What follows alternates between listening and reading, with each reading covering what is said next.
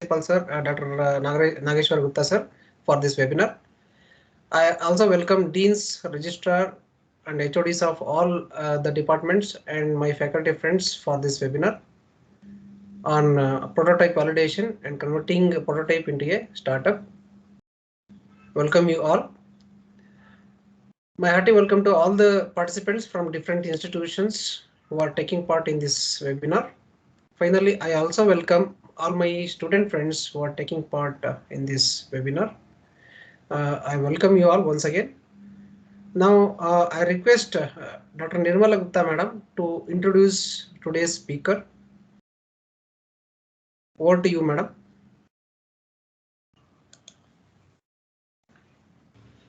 Thank you, Revant sir.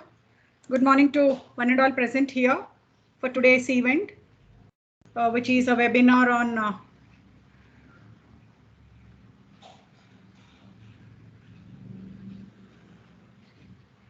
prototype validation, converting prototype into a startup, which is being conducted by the IIC team, SVCE, for all the students and faculties of Sri Venkateshwara College of Engineering. So it's my privilege to introduce today's speaker, Mr. Soumya Ranjan Raut. Sir is a co-founder and a CEO at Verge Motors. Verge Motors is in building first ever self-charging hybrid electric and bolt-on electric powertrains for two-wheelers for Indian as well as international markets.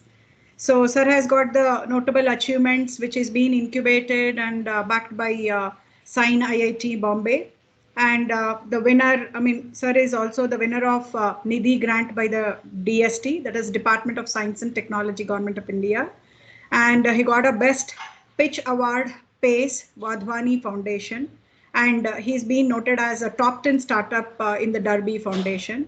So sir has got several patents which are under hybrid and electric vehicle architecture and have been very much designed state-of-art parts for the two-wheelers which are going to have an impact on all the EVs in the near future.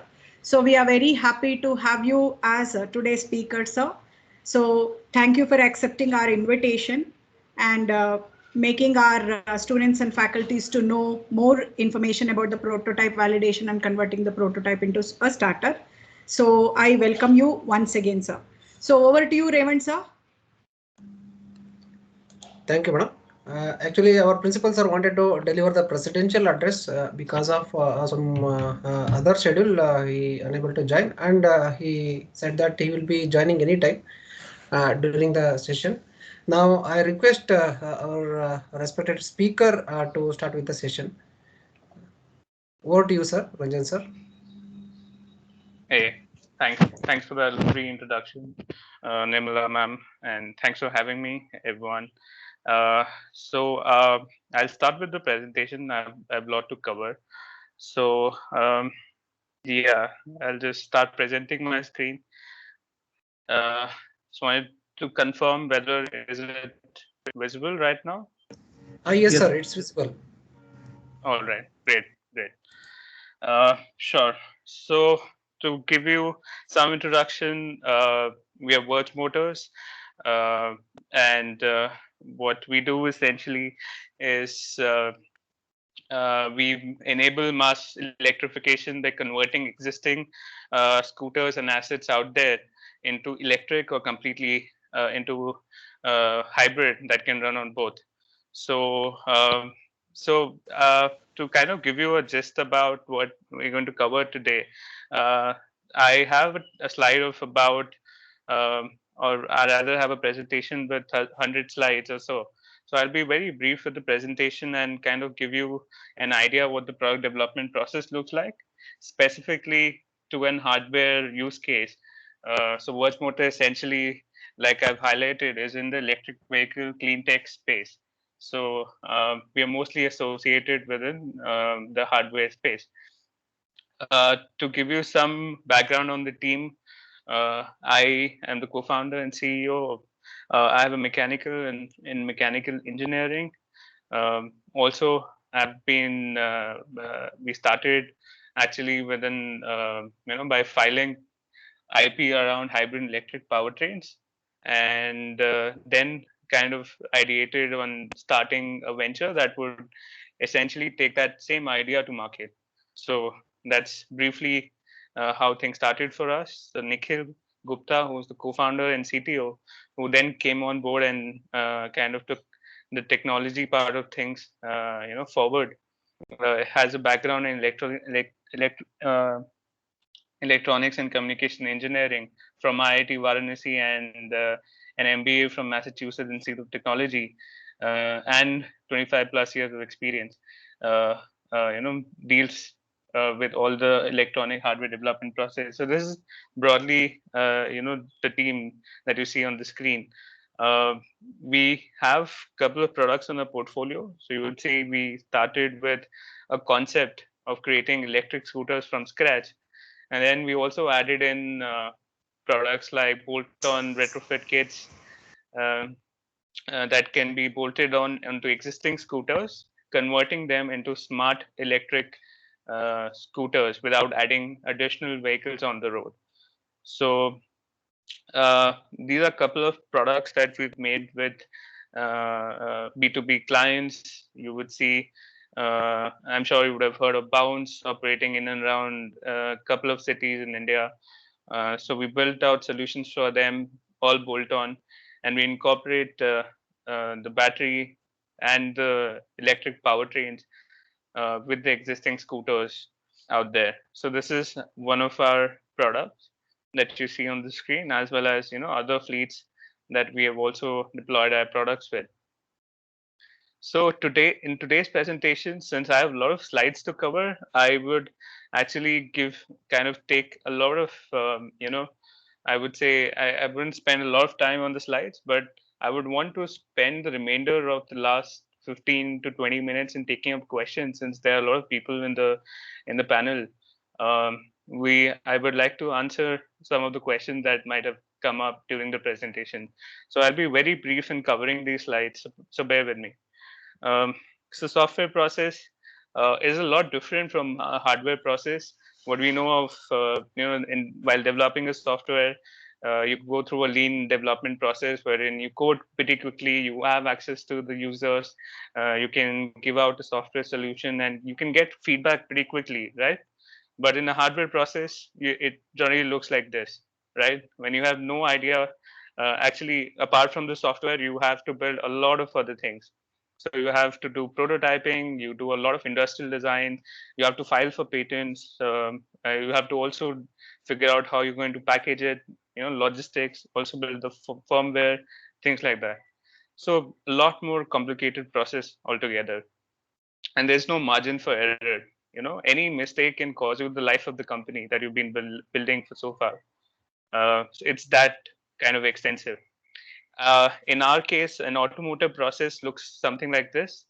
By the way, there is no given process in any of the defined industries. It's actually the process defined from case to case basis.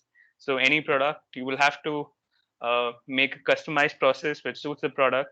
But in essence, the process, there is in some way a science behind it, and also a process that can be correlated in every case. So I'll touch upon that, and it's been very well captured in this presentation. So in an automotive process, you're looking at first starting with the product design. So a lot of industrial designer sitting in a fancy room and a fancy computer designing the concept out of different products and different animals and things like that. It converts into a prototype, a first prototype within, and this is an expedited time period. In a regular OEM, you're looking at the same process getting done in over a 2-year, 3-year process.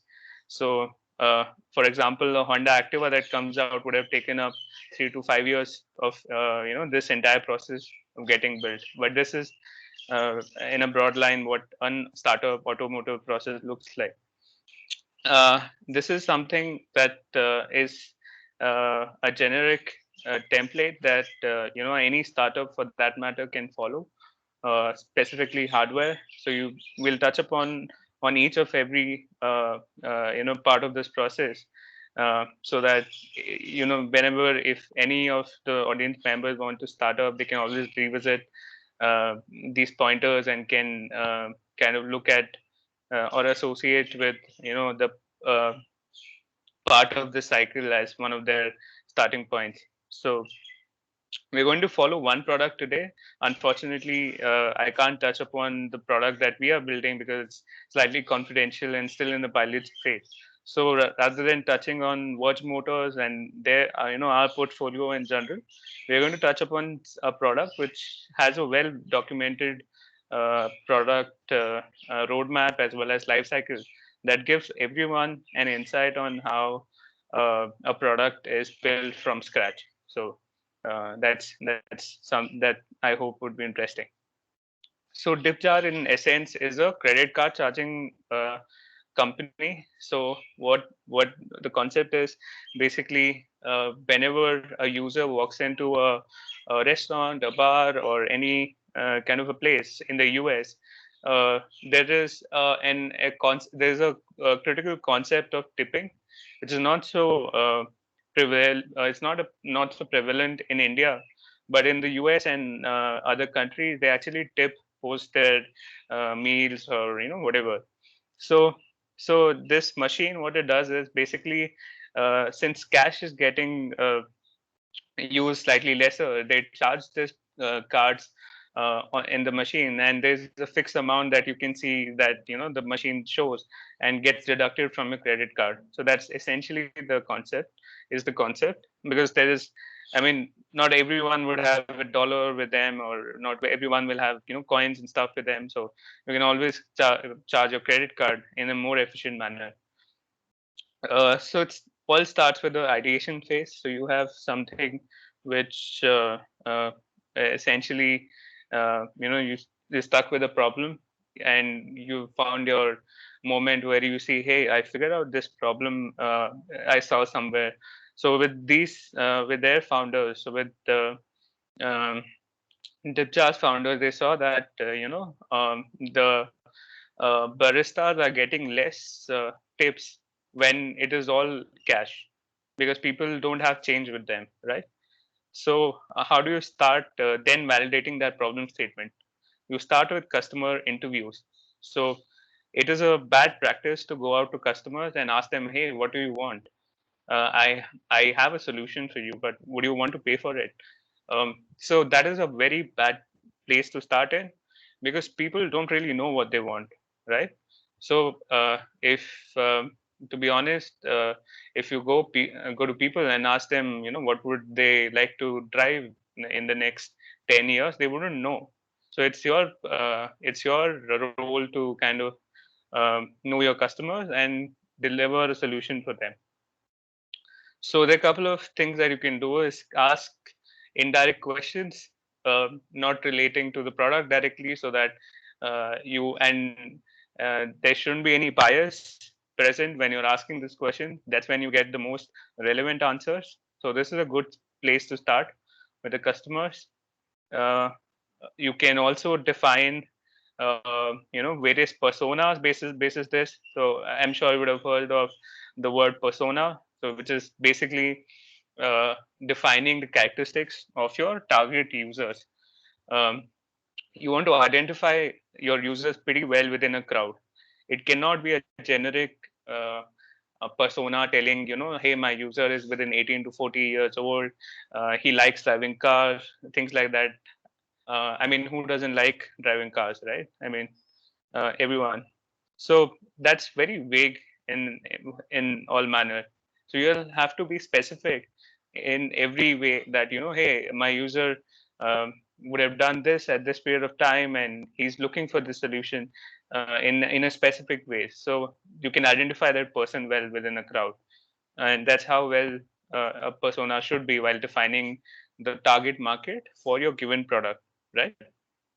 Post this, the challenge also comes. Of course, you want to capitalize on the solution. You are not an NGO, and you want to raise rather than.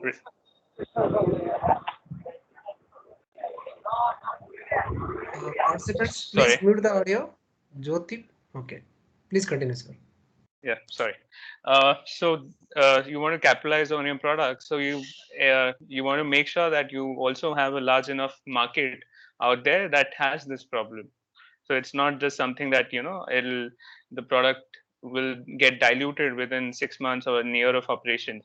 So it's a bad idea to again go to the market telling, I have a huge possibly addressable market which can pay for this. But um, so this is a graph that essentially shows what kind of market you should go after when you're targeting your first users.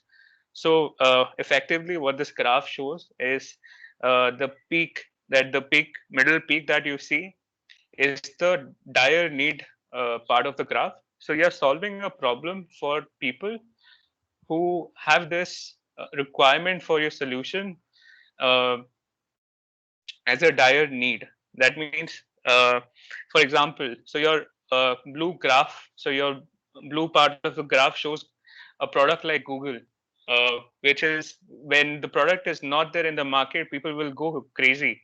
I mean, there is no alternative as such. Whereas the product on the bottom line, which is the green part, is something very generic. Right? It's Samsung comes out with another TV. I mean, nobody will, care much. But you'll have to strike a balance wherein you target a dire need of a user, and they absolutely need it. And it's easier to grow your kind of market post that session, post that uh, point. It's easier to grow the graph out than solving everyone's needs at the same time. So it's very crucial and also imperative to remember that you're solving problem for your given target users, not for everyone. So that's always a good start. You can also define whether you're B2B, which is business to business, which is targeting existing business to solve their dire needs, or you're directly going to consumers to solve their needs. There's also B2B to C, which means you are going through a business um, to solve consumer problems, which is your product indirectly solves the consumer problems, things like that. So that's usually the research part of things.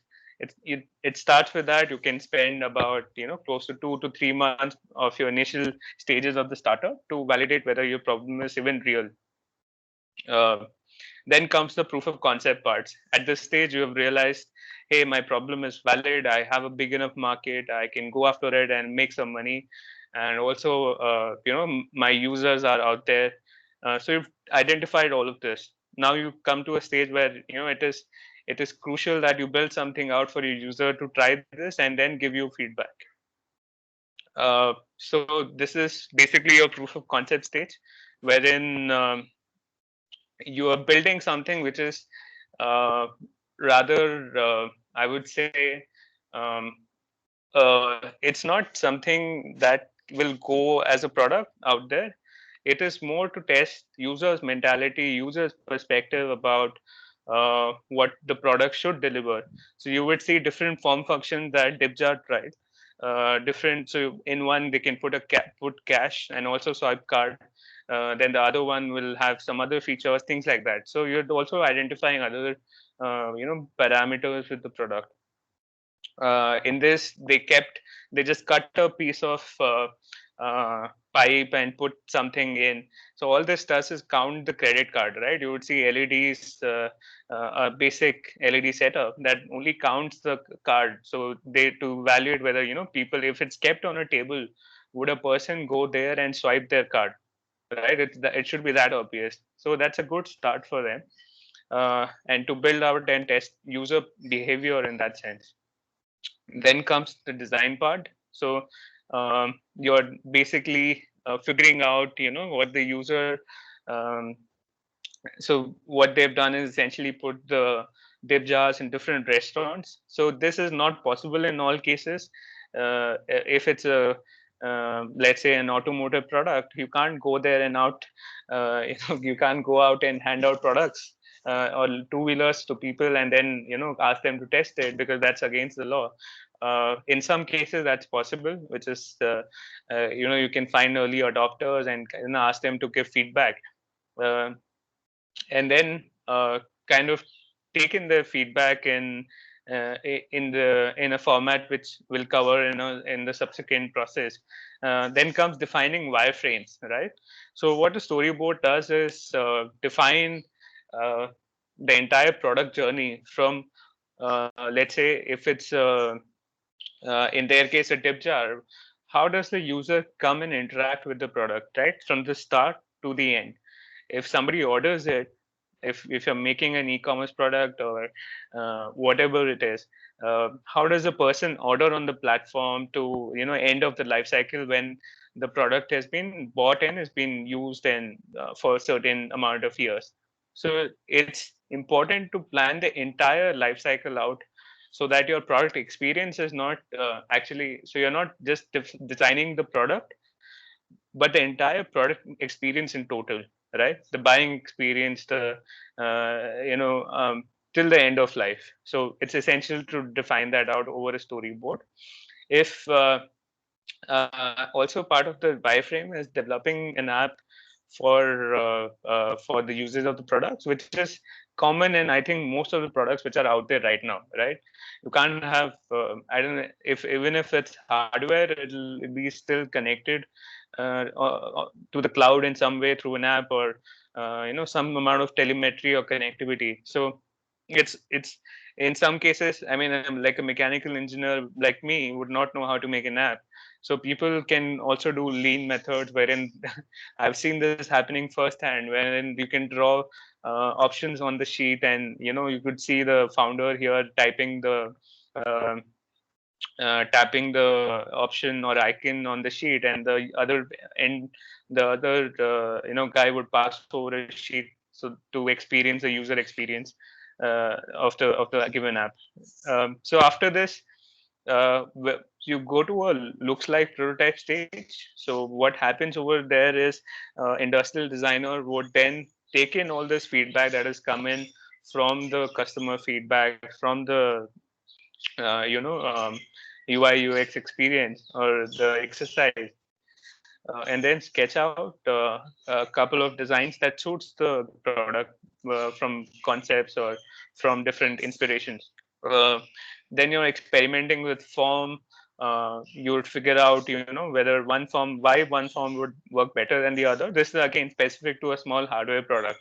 So in an auto product, you are actually to give you some kind of a parallel. What we do is a clay modeling process, and there are a couple of videos online that you can check out which are public, wherein the designers will sculpt out of a block of clay onto a given chassis, and then do a beautiful design and to make a couple of scaled versions in order to test whether the design works for the given user that they've defined or not, right?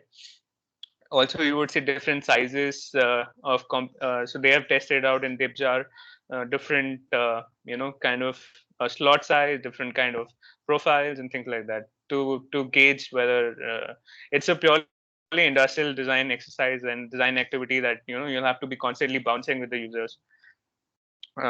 So they have to figure out what the user experience looks like. In this case, whether the LEDs are, kind of illuminating the number efficiently and things like that.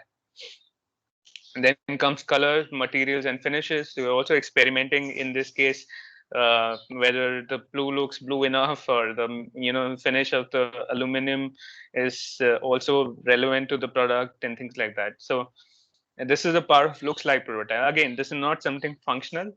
This is all something that you want to essentially, since you're pricing it at a given price, you will have to also justify that with a given amount of materials that goes in, right? So a designer can build this out, and then this also happens on a virtual platform, either on a SolidWorks or whatever design platform the company uses. They have a render always to kind of associate the product with at the final render. You also make a software version on parallel, wherein the essential idea of DipJar is to charge credit cards. So the backend on the backend, they'll make a platform which calculates what is the revenue of the given bar or restaurant is at a given point of time, and show that to the owner of the restaurant or so. So that also goes up. And it's also essential to design the packaging within the product life cycle. Sometimes what happens is people design the entire product, then figure out, hey, this is not the standard size, or my packaging kind of does not fit within these parameters. So always in parallel, in some cases, in some of the FMCG as well as consumer electronic goods, it's always essential to also take in packaging once you're done with your looks like prototype exercise.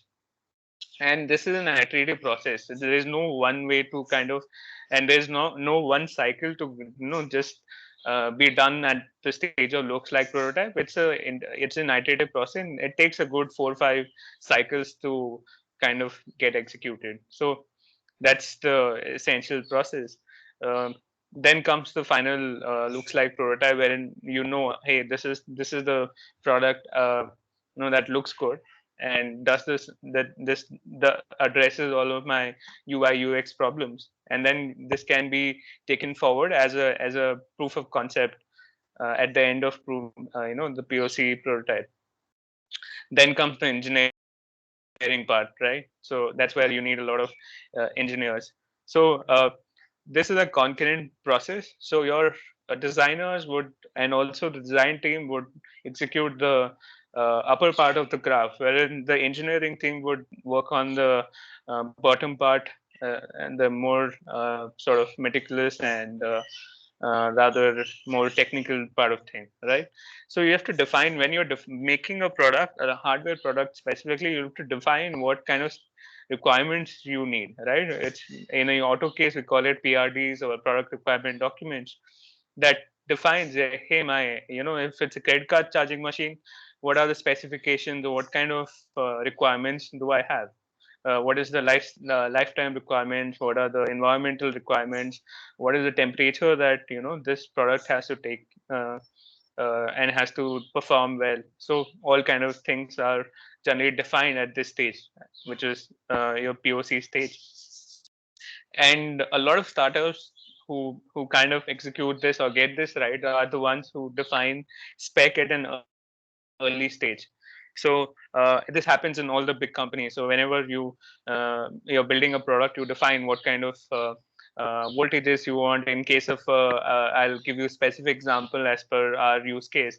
So in auto product, what we do is we define, this is the battery, how many cells would there be in the pack, what are the operating temperatures for the same, and for the motor, what will be the nominal current and voltage values, what will be the peak capacity and things like that. So all of that gets defined at a spec level, and you would see that some of the specs out there, which usually in the start of a product the company would have a lot of idea about, are left out. So these specs are left out as TBD or to be determined, so that at least that, hey, I need to figure this out within a 10 to 12 month period when we reach a certain level of product maturity, so that you don't have an unknowns problem, which is not knowing what exactly it has to be determined. So it's very crucial to define this out. Then comes the work like prototype, right? So in essence, so in the case of DipJar, what it is basically a credit card charging machine, right? So what it has to do is charge credit cards, apart from looking good on the shelf. So the first iteration that you would see on the screen is something that had a credit charging kind of a PCB and the components. But by third or fourth iteration, you figure out that hey, there's some problem with the 3D printed parts, or something is burning out, or there is a resistor that's probably heating up a lot, and things like that. So over a period of time, in our case also, we had similar issues wherein we took 4 to 5 iterations to build the right kind of module, which can be cleared to the next stage. So also choose components as per the final layout, and there is a size constraint at this stage, because your design team now tells you, hey, you can't go out of this this volume, otherwise you'll have design problems. So PCB is a crucial part if you're building electronics products, or any hardware product for that matter. You always start with something which is lean and you can iterate quickly, maybe on a breadboard, and then possibly going through the journey, you kind of kind of flatten the design out. So you can also outsource some of this design to external agencies, or do it outside, unless you have something proprietary, or something that cannot be disclosed at an early stage. So this things like this can always be outsourced. But the idea is to arrive at the final iteration not at once, but in an iterative manner. So metals, again, you deal with and start the process might be inefficient or costly, but you are only dealing with 1 or 2 units, so you're not caring about the finishes as much. Also the plastics, in that way you would see, by the time you reach a state of maturity, you will have a lot more features which are more from a production point of view. So you would have more ribs, you would have more bosses and things like that, which will have different radiuses. So you get a lot more idea once you go to the vendor or the manufacturer regarding a part, right? So sometimes when you build something at a 3D printer level or something by yourself, there is no design constraints. But at volume, when you have to make thousands of these products, you cannot 3D print it in a assembly line. It's a very inefficient process. So in case of plastics, it has to be extruded at a manufacturer end, or so you will have to accommodate his tool request or his tool radiuses and things like that. So all of that has to be accounted in a works like prototype.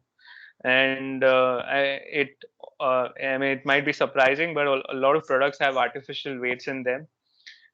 So you would see they started with laser cut part on the left, which is mild steel, and then it gradually kind of got updated to aluminum extruded part, which looks beautiful. So it's the part of an iterative process. You can never get the final product right at the start. Then comes the tough part, right? So both the hardware, which is the plastics, and also the firmware, or the PCBs and everything gets integrated. So it's also important to get the firmware stack right. So you have to ensure that it turns on right, turns off right, does all the basic functions to the API level or the application level of the product. Then again, it's a cycle or process. You can it's always better to perform 1 or 2 cycles to understand whether you have the most efficient specs, you have the best kind of specifications, as well as per the manufacturer, you have everything covered within the working prototype. So you have a looks like prototype and a works like prototype of the process final. So you're essentially combining them at this stage. So now you have a product that not only looks good as per whatever design exercises you've done in the past, but also performs the job, the basic job, in this case of swiping a credit card of a given dollar amount. Then comes the final stage. So at this stage, basically what you've done is you have a product that has combined the best of 2, design and function, and you can now go into the post design or post POC part, which is validation in this case. right? In auto process, it might be slightly more extended, as well as now the testing also start in parallel. But in this case, now we're covering DIBSR. I'll give you a generic example to follow. So in an engineering prototype, uh, so you combined your works like and looks like prototype, and you are doing an engineering engineering prototype. So at this stage you have no tooling, right? So the volumes would be really less. So consider when you're prototyping in your initial stages, the product is only a couple of units. You're building at max 5 to 10 units to test out whether it's possible to kind of make it in the first place. And uh, so essentially you don't have any tooling idea, or you don't have any tooling set up at this stage. You also have your let's say in their case, they also did some optimization in terms of PCBs, and they get the final output in the final stages. And also, like I touched upon, they in the DFM process. So DFM stands for design for manufacturing. So uh, at this is the stage where you kind of accommodate tooling requests. So your manufacturer would actually at this stage would come into place and tell you, hey, I can't do a 2 mm to 3 mm radius. Why don't you kind of bump that up to 5 to 10 mm? And that's when the my tooling cost would kind of come into place. I will quote an example in terms of connectors in the automotive space. So connectors would actually cost um a lot more when you buy a couple of them and use that in the product. But at volume, it'll cost actually 1/10 of the cost of what a couple of units would cost. So you can imagine how much the cost reduces at volume. So same goes here. So you're designing products for a manufacturing point of view, wherein you will have to take into account all the ribs and all the things that go into the product in terms for it to be manufacturable. So here you would see that they've added in features, screw holes, and features which are essential for it to be manufactured at volume. Then comes DFA, which stands for Design for Assembly. So while you have built a product for manufacturability, it is also essential that the entire package comes together well in a very short period of time, right? So initially, the initial assembly that you've done is something that an engineer can assemble at a given amount of time, at a given amount of pace. And but then you'll have to consider that someone at an assembly line who might be a layman working at certain hours of the day should be able, and can be a person or lady sitting in China or India or anywhere, should be able to assemble your product in a matter of couple of minutes or seconds, so that the assembly line does not kind of suffer with your design. So it's very and super essential. Now the best products, or the ones that are produced in bulk, actually have a very simple assembly process. If you notice pretty well, even the vehicles in our case, something Honda is a lot better designed than a TVS, just because the assembly process is so efficient, more economically profitable, kind of do at all. So that's how much of a difference can assembly can make. So then you have something. So post this, you have something which is DFM ready or DFA ready, and also some kind of tooling has kind of gone in place. So your engineering validation is test can start. So EVT stands for engineering validation test, essentially. So you have built a product, well validated product.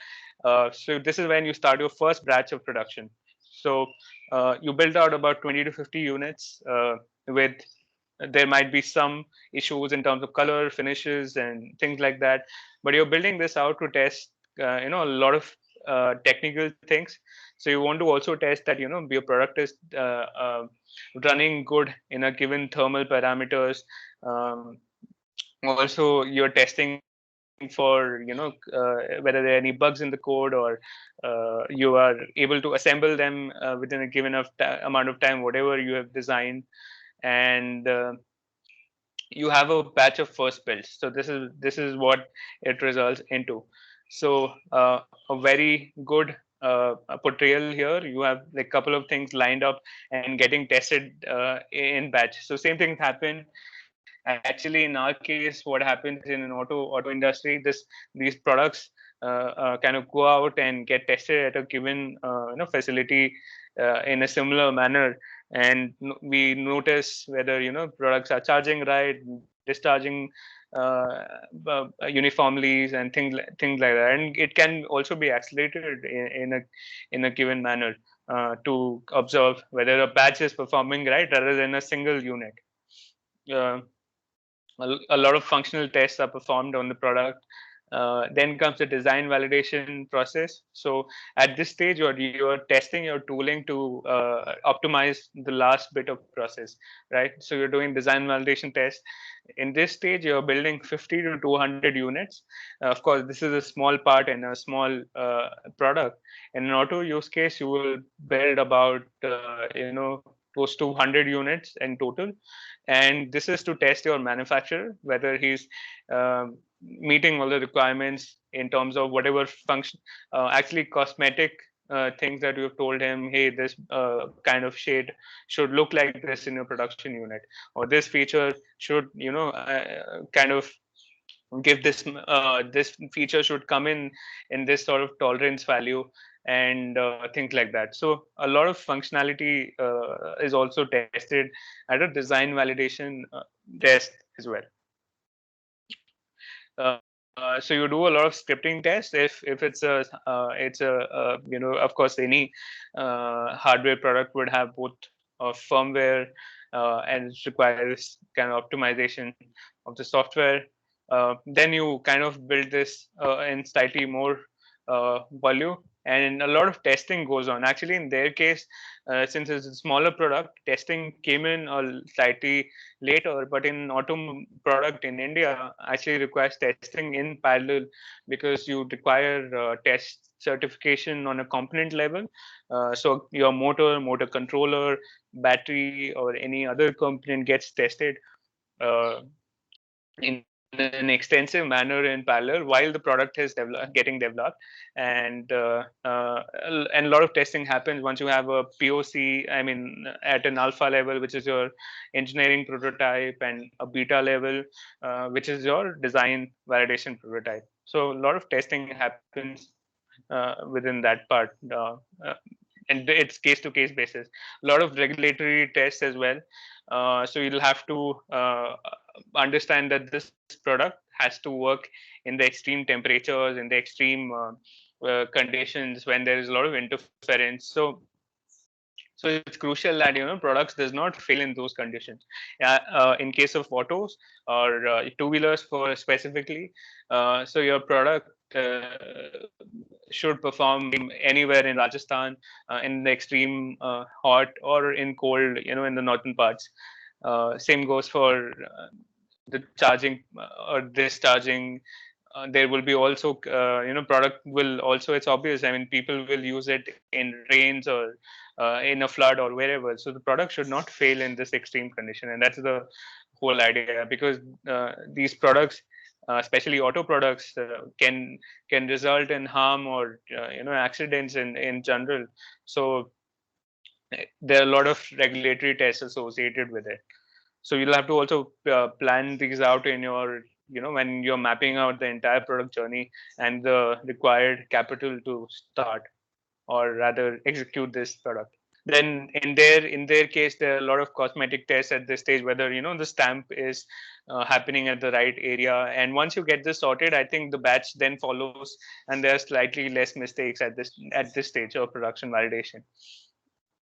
So production validation test, you're building your first big batch, about 500,000 units of, this is essentially your first production run. You are deciding your final tooling and jigs fixtures of the product. So I'm assuming, I mean, in all the products out there, this happens at a manufacturer end. So while you are not the manufacturer, so in most of the product companies, a lot of companies gets outsourced to manufacturers. But then you will have to convey your tooling requirements, jig requirements as per your product, and keep updating them about, and also taking feedback from them. So this is when I think all of the at this process, all of the processes have been ironed out, or all the changes have been ironed out, and this is the part where you do a big batch and you're ready for mass production essentially. And also you set up a lot of QA QC products, so quality assurance, quality check processes in order to check whether the output product is matching your requirement, and you set up a given um, quality requirement for the manufacturer to follow. So again, you define a lot of tools, processes, define a QA QC process, and do that at the manufacturing end. And you have the final kit. So you design the packaging, product design, user manuals, and the experience of unboxing and things like that if it's a small product. And that's why you see a lot of efforts go in when you see a lot of phone unboxings or whatever unboxing that is there online. A lot of effort goes into packaging the final kitting when you have the user open the product. And then voila, the customers. So once you're done with the tooling or the first batch, you start with your customers finally, right? So not and you're looking at, and this was for in their case a 16-month process, and an auto that ranges from 24 36 months. In case of Ather, you must have heard. I mean, it was a painstaking 4 to 5 year process. So yeah, so mass production comes in. So you have your first batch of customers. They're okay with the product. They're running with it, and then comes the stage where hey, you realize that now I can go for mass manufacturing. I have the demand for certain area in certain areas, and now I can build. And you can't decide that. I mean, you can't go back on the number of units because the costings and the cost of products only make sense at a given MOQ or a minimum order quantity at a manufacturer. So you have to commit to that 10,000 or whatever units your product cost makes sense. So you're doing your mass production at this stage. You also um, kind of fixing things as you go along, even at this stage. So they're always, I mean, in mass production also, even though it's something that is getting produced at bulk, you have to sort out a lot of things at this stage. You have to make sure whether you're able to store these products in a warehouse in an efficient manner, and you're able to assemble that at bulk. Shipping is an important concern. So now we are talking about a container size. So for shipping a product worldwide or overseas, you will have to take into account that all of this has to fit in a shipping container, and you always optimize that how many of these boxes can fit in that shipping container in an efficient manner, and saves you cost. Actually, this saves a lot of cost in an overall product life cycle. Then comes the tough part of selling and marketing the product online or whatever. You would see these founders attending trade fair and trying to sell their products with whatever use cases they've identified. So I think, and then post mass production also, you constantly take in a lot of feedback, and once your product is out there, the whole point is to then increase the volumes, reduce the cost. Your cost might be for a connector, let's say connector, or for a suspension in our case might be X. and you bring it X by 2 in a given point of time, and that's how you're more profitable over a period of time. So, and then you kind of sleep. So so that's the presentation. Thanks a lot for listening to that long monotonous presentation.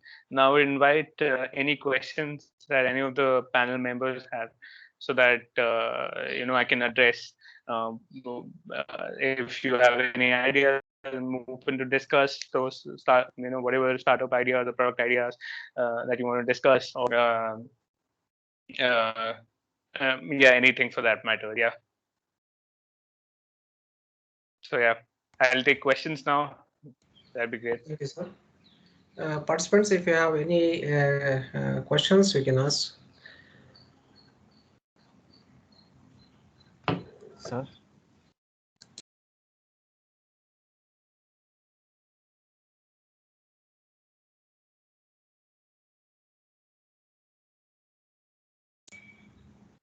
Participants, if you got any questions or if you want any inputs regarding the development of the product, you can ask the speaker.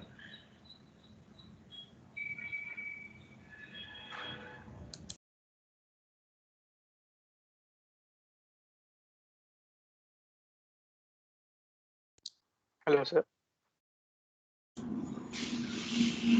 Yes, sir. You Sir, can ask am I the audible? Yes, sir. Yes, sir. Please. Sir, you showed in the first slide bounce bike night, sir. Regarding that, sir, what about electric vehicle? Every bounce bike should be charged now and then, right, sir? After the every charge get over. There is any alternate way that only the bike can get charged by itself? So it has a swappable battery pack.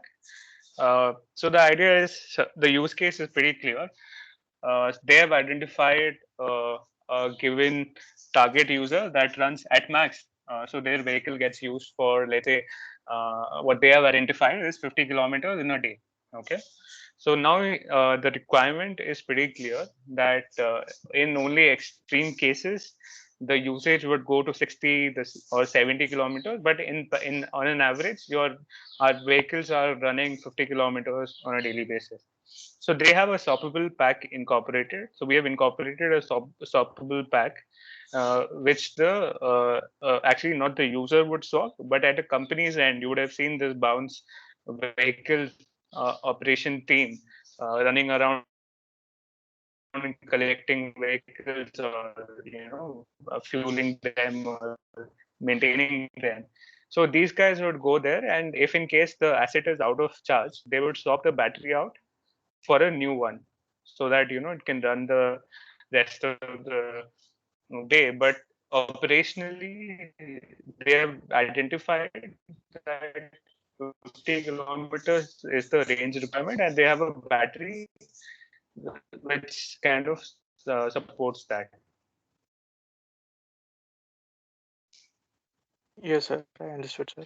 But There then is any... it always runs out of charge, right? You would have seen bounce vehicles on the road, somewhere, parked somewhere,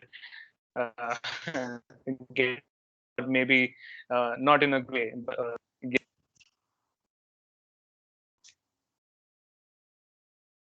yeah, sorry, go on. Yes, sir. I understood, sir. There is any chance of like without switching the batteries?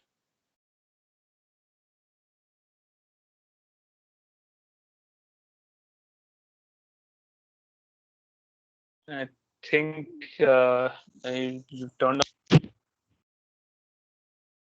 know. I don't get that question clearly. I mean, do you want an alternate for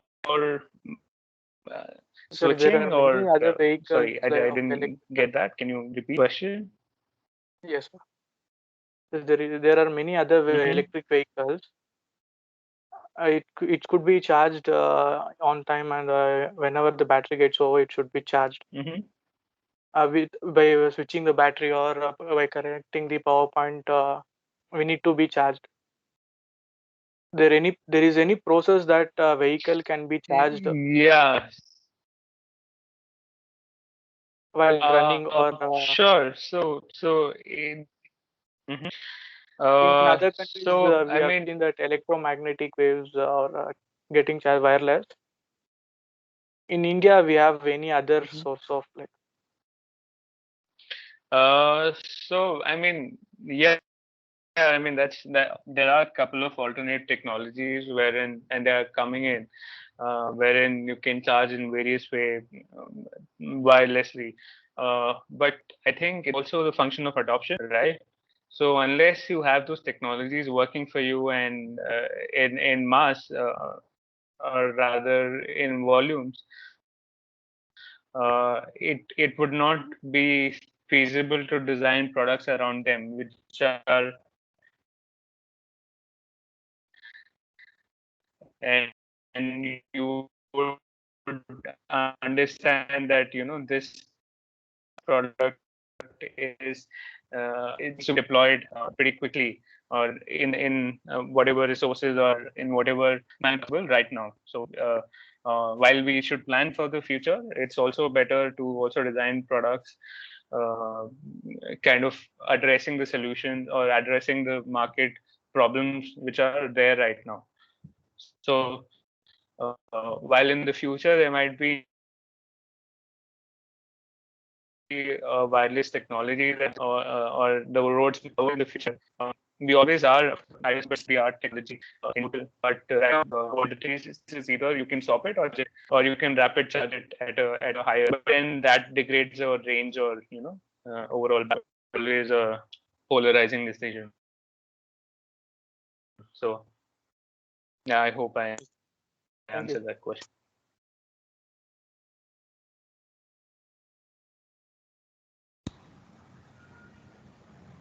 Any other questions, participants? You can ask. Sir.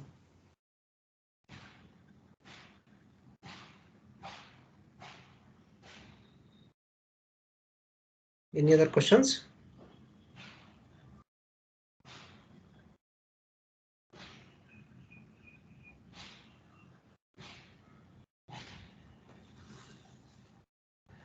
Thank you, sir. It was a very informative session. I got one doubt, sir. I need one input from you.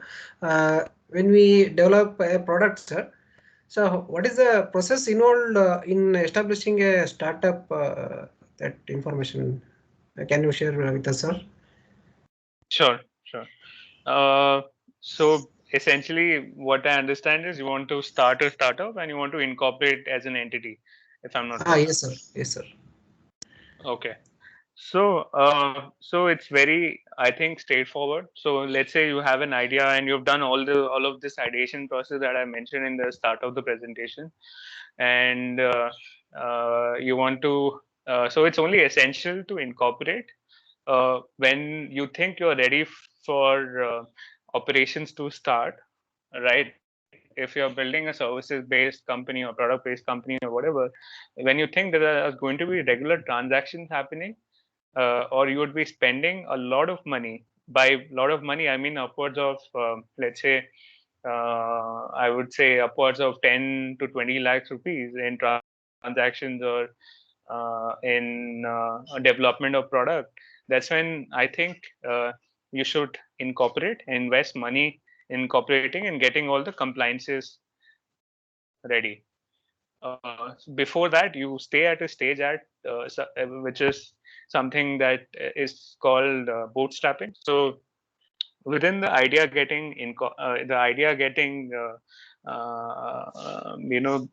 sort of formed, and you in building the initial team, you have to stay in some sort of bootstrap stage for the time that you realize that, hey, I need to spend money on product, um, on making the product to a slightly more matured stage, or if you're starting services, then of course you'll have to it has to come through a legal entity. So that's when you incorporate. So this is the timeline for incorporation. Once you're ready with the idea, so in India, you have a couple of options. So you can incorporate as private limited, LLP, limited liable partnership, and I think one more. But usually startups or companies which have to raise funds or have to do a lot of cash transactions also, is more reliable is private limited. So private limited incorporation is pretty straightforward these days. You can avail services of, and there are startups who help you start up. So essentially incorporate your brand. So it's a straightforward process. You can go to portals like Venture Easy or a couple of other firms, which in one, I think Google search will find out that you can kind of go with them, and it's very economical as well. Once you reach that stage, actually incorporating is the least of the hardest part. It's running the company, and then once you're done running the company for the financial year, there are compliances which are involved for those. So that is the harder part, and keeping track of compliances, the annual compliances, is the more harder part than just incorporating, because incorporating is just a couple of documents and address proofs and things like that, and they'll incorporate a form for you, all of this outsource partners. For incorporation, you can, like I said, you can go to a couple of online portals and start an entity, most preferably a private limited company, to begin with, in case when you think that you're ready with a transaction that needs to happen, a large high ticket transaction that needs to happen.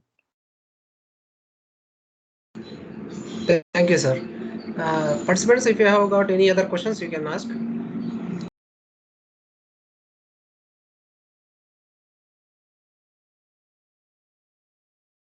I think there was one that someone burst in before. Yes, sir. I'm not sure whether he's still there, but yeah, I heard someone. I mean, if it's still open, yeah, we can discuss. We have some time. Okay, sir.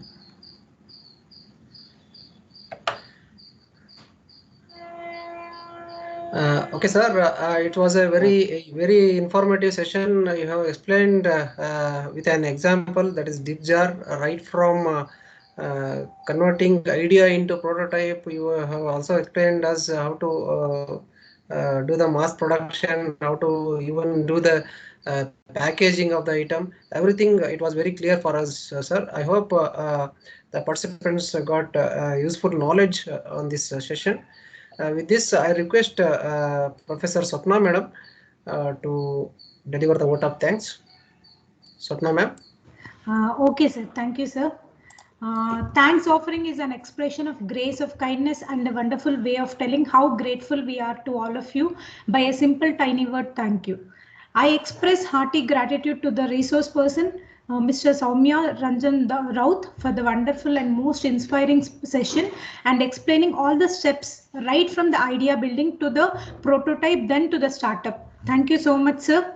I acknowledge management, CD sir, Dr. M. Shashidhar Muniappa, for an unflinching support in making our event successful. We would like to thank our principal, Dr. Nageshwar Gupta sir, for his guidance and support. I would like to thank Dean Academics, Registrar sir, and HODs of various departments and faculty fraternity for their presence. The coordinators are the key people behind idea of making such a wonderful planning of the event. I would like to thank all the IIC coordinators for making this event a grand success. Last but not the least, I would like to thank all the participants who has invested their valuable time, and your presence means a lot. Lastly, I thank the coordinators for giving me this wonderful opportunity to propose vote of thanks. Thank you, one and all. Thank you, sir. Thank you, madam. Over to you. Thank you. Participants, we have posted the feedback link in the chat box. If you are able to access the link, you please submit the feedback. Even I will be presenting the feedback link through presentation, because for some outside participants there may be a problem in accessing the feedback. I'm posting the feedback link through the presentation. Please and submit the feedback, and within 2 days we will be sending the e-certificate of the same through all your registered mail IDs.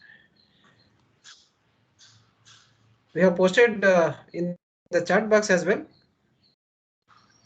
You can access through the chat box. If you are not able to access through chat box, you can copy the URL here. We'll wait for 1 minute. So after successful submission of the feedback, you will be receiving the e-certificate in another 1 or 2 days.